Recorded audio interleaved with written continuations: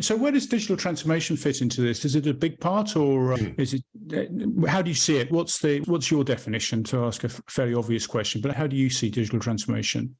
Yeah, digital transformation is transformation in a digital context. All transformation, but digital happens to be one of the biggest contexts because the movement of the technology has outpaced the organization.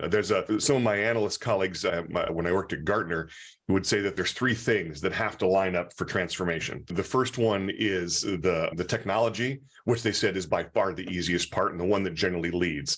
And then second was the culture and the organization, the people or the society. And third was the really tough one, the regulatory environment.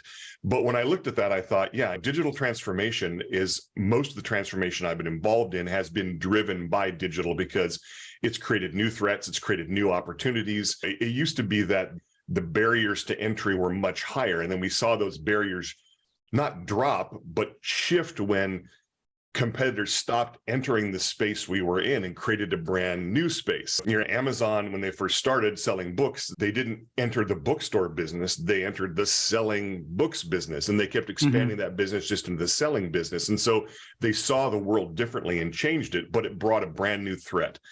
And so most people are like, well, the threat is coming from a digital space.